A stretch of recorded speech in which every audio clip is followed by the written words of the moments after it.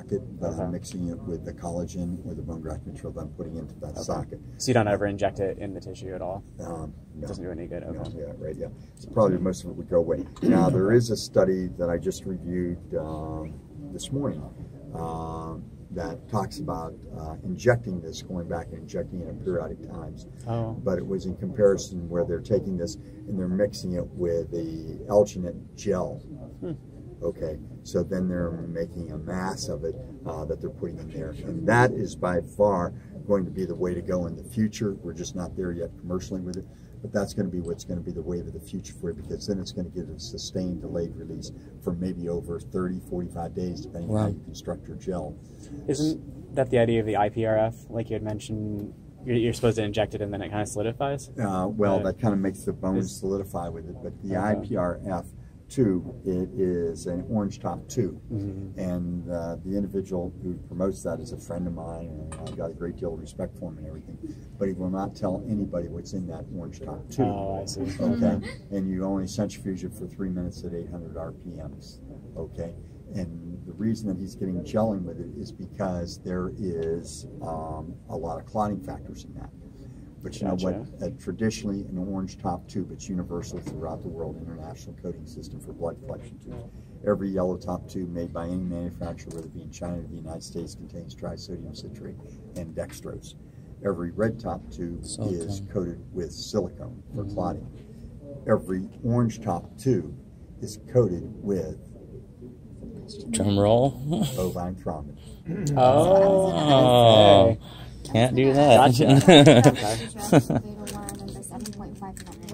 How is it related? Because I did not activate anything. This is not going to be released until white blood cells come in and peel off the latent binding peptide and protein.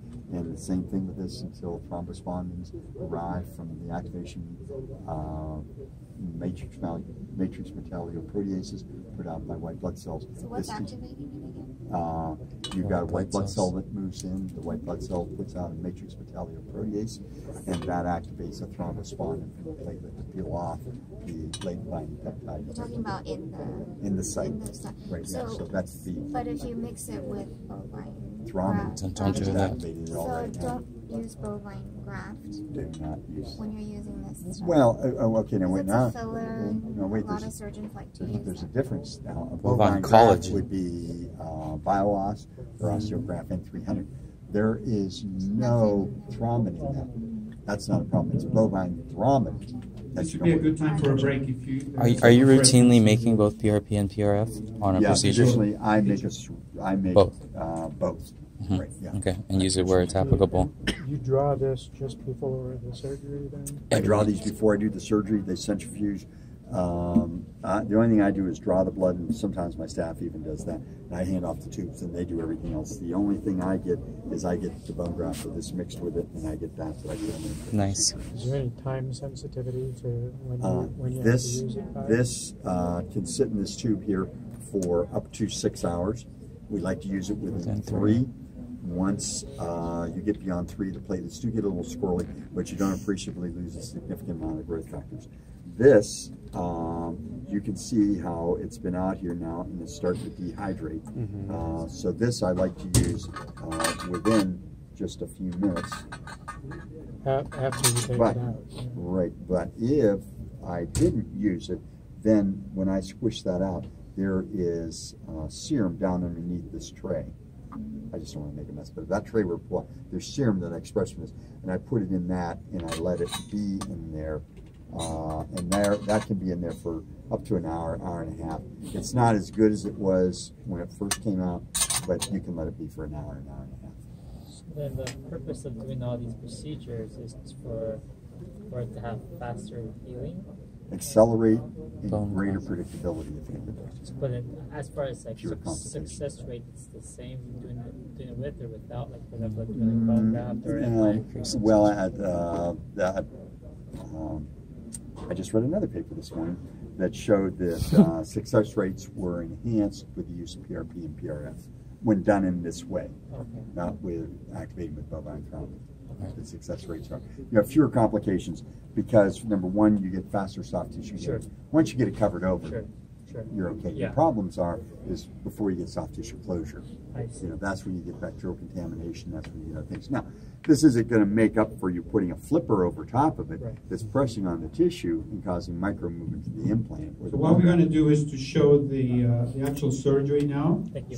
And, Appreciate it. Yeah, thank you. If you have any questions, we can discuss. So one last surgery. question. There are So you some can keep the refreshments, PRP please. in this syringe Stop by the kitchen for how and long get before you mix it? Well, I So like you do this Yes, I right can- before you Right, actually I do the usually procedure. don't Yeah. draw this out of So, yeah, here I'll try to until send I'm it. ready to use it. Okay. Okay, but you know, if you left it a half hour, an hour, it would be not a problem. Normally, I leave this in that tube till I'm ready to use it. This, Gotcha. as soon as it comes out, So I you draw start it and processing. separate from the tubes when you're ready. Right. Yeah. Okay. This, All right. I take out of the tube and squeeze it right away, then put it down. In the Nice. Because I Good understand call, you said good it takes question. 5 Great, minutes. thank If you. you don't press it, like Right, it's yeah. just under this weight, it's Right. gonna be like about 5 minutes. Right. Normally, you know, whether I'm taking out a tooth, by the time I'm ready for this, the girls, they're working on this right away, and I'm getting the tooth out. We're done about the same time. And if I'm putting in an implant where I did a socket graft, and I open it up, and I've got good bone formation, I'm usually 5 minutes behind, 10 minutes behind them having this.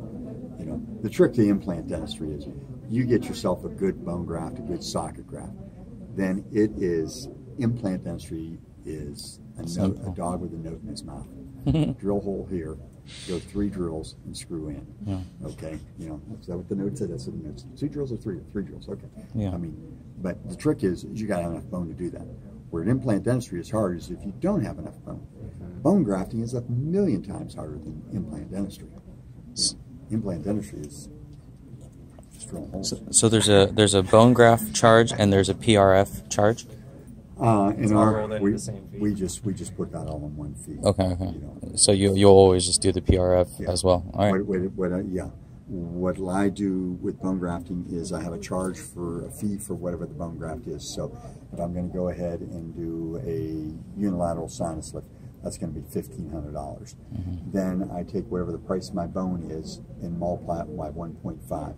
So if I have put $500 bone in, my fee was $1,500 plus 1.5 times 500, and that comes to $750. So my fee for that one-sided sinus lift is $2,250. I see. You know, if I use a little more bone, that fee might get up to $3,000. Now I've got an IV sedation charge, and you know I got maybe a pan or CT scan or something like that. So if you get a unilateral sinus lift down in my office, you're walking out that day probably in the neighborhood of $3,200. Okay. If you're getting a bilateral, you're walking out usually in the neighborhood of $5,800. Okay. Okay. Because if I do 2 sinuses, one single side is $1,500, double side is $2,500 plus all those fees. Then. Does that side include the 2 teeth that would be on one side, or is it just a single side that you're doing a sinus lift on? Well, if I'm doing a lateral wall, those are my fees for a lateral wall. Oh, I see, There's I see. 1 teeth, 2 teeth, or 3 teeth. Now, One if crestal. it's 3 teeth, I'm going to be using more bone grafting material. Right. You know, so instead of having $500 worth of bone grafting material, I might be up to $900 worth And then of bone 1.5. grafting material. So that's 1.5 times that. Okay. Okay. Thank you. Mhm. Are you using, or can you use like a xenograft with that, or is it? Oh, you sure can use a xenograft with it. What I like a xenograft for is when I need something that's going to be definitely radio big and show up for me distinctly, or if that patient is going to Florida. You know, I'm doing this in September, and they're going to Florida the 1st of November, and they're not coming back till May. Well, I've got to have something that's going to hang around, so I might put in 25, 30. I don't go over 30% of BioOs or osteographic. I see. I just want something that's not going to resorb for me. Okay. But there's a whole philosophy behind which bone grafting materials you I would see. use when, depending on when you're going to be wanting to load that case there for it. And then you have to. Sorry to interrupt. Are you going to show any more slides? Yeah, I am. What time is it now? It's 3:45. Okay, so I'll go till 4:35, 4:40. Okay. And we'll walk out and get that in the car. But you know, there's a whole rationale behind why you would use which materials when you would use them, Okay. and not just because that's what you know somebody said. You know, that's because that's what Lazada used, or that's what Mish uses, or that's what Witkowski said to use. There's a whole philosophy or a rationale that which one to should use. follow as to Okay. what they should use with which one.